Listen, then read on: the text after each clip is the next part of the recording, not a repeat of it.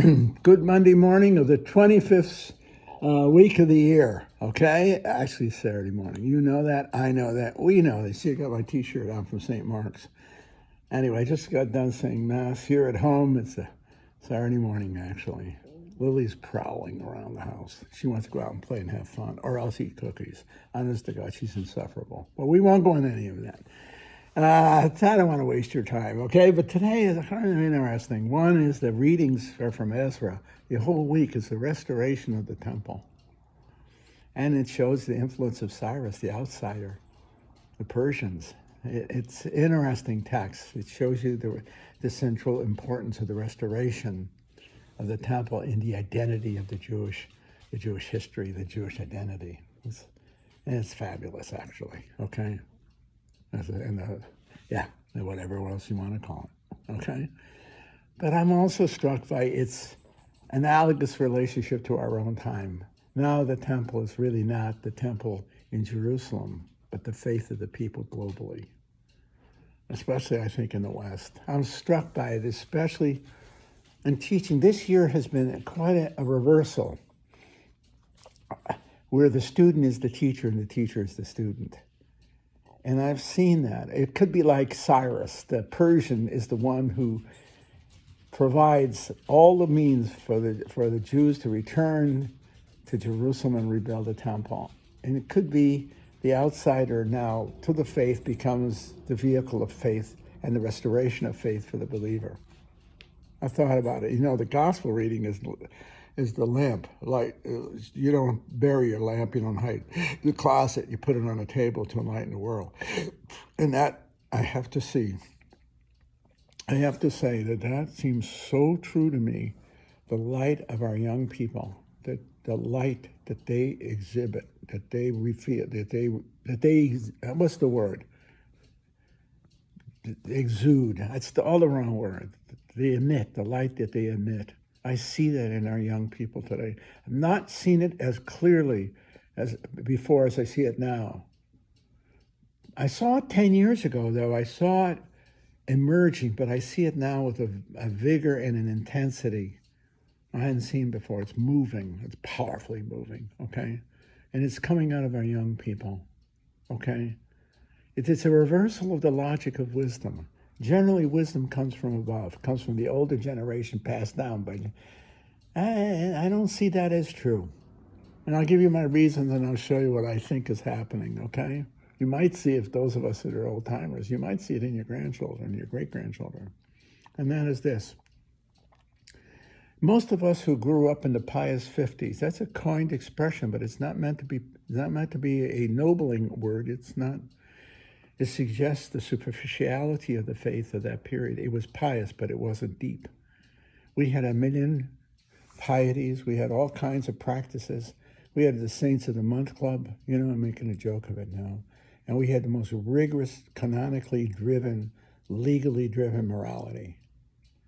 And it was stable until it's like the house built on rock versus built on sand. That analogy that Christ used, the parable, okay?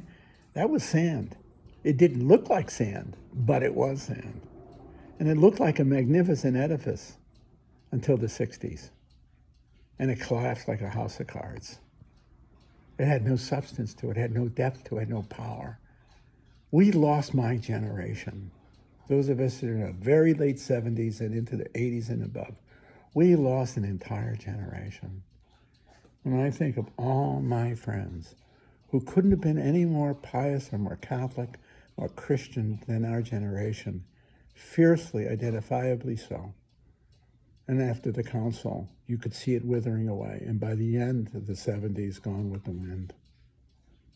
And it wasn't just they defected to this or that other religion, they became atheists, agnostics and atheists, non-theists. The Humpty Dumpty came off the wall. And we passed it on, sometimes superficially. We passed on our faith by convention. We baptized our children, we got married in church, but it was superficial, it was cultural, it was cultic, but it wasn't substantial. And how do you know that? It didn't pass on. It didn't have the vibrancy of life. It was somewhat indifferent. It was conventional. It was the last gasp of the conventionalities of the 50s. And so what we have inherited, or what we have bequeathed to our children and our grandchildren, was doubt. The desert of doubt. A sterile, religiously valuable world. And what we replaced it with was ideologies, one after the other. I kind of joke about ideology of the month club, whatever is fashionable.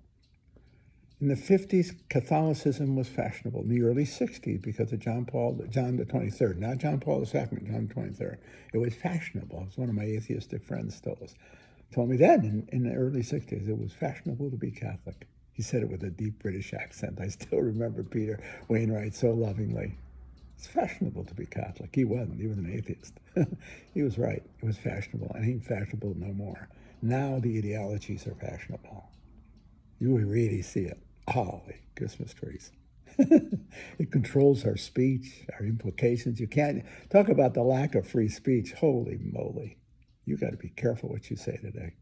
Why? Because the ideology, the ideological, political commitments will take you to the cleaners. Yeah. There is still excommunication. It's just done secularly. Well, that's created an impoverishment of spirit. And what I see in our young people is a vibrancy in search of meaning, a vibrant search for meaning. These kids at 20 years old have done more, seen more, and had more happen to them than most of us had before we were 50. Okay, until we were 50. Trust me, there's a maturity in them, in their search, in the intensity of their search.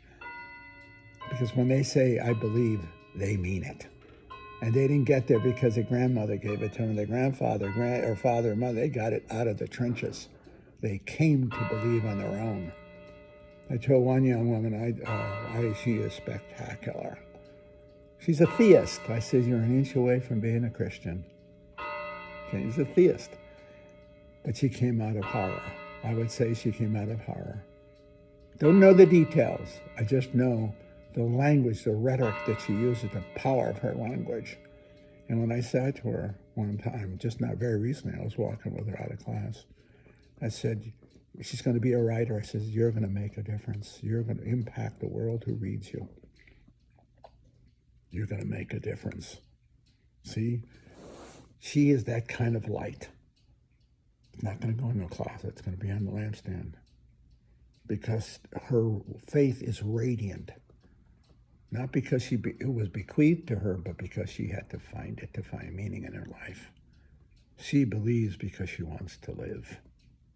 And I think she represents on a highly sophisticated level the searching of our young people. I see it in class. I see the level of commitment. They don't fool around, these kids. They either mean it or reject it, but there's very little waffling. And I haven't been to the night mass, 9 o'clock mass at this college church, but some of my friends who attended have said it is incredible. The kids are so passionate about it, okay, about their faith, about their participation in the Eucharist. See, there's no middle ground. You can't be politically Catholic in the sense of superficially, cultically, piously, as in the 50s. Now you're either in or you're out. Not because you want to be, but because life's not going to give you any room. You either be supported as a Christian or mocked as a Christian. See? Yeah. This is a great time. We're in a time of the Exodus. Out of the enslavement of superficiality, that's the 50s, and the impoverishment of the generations that followed, the desert.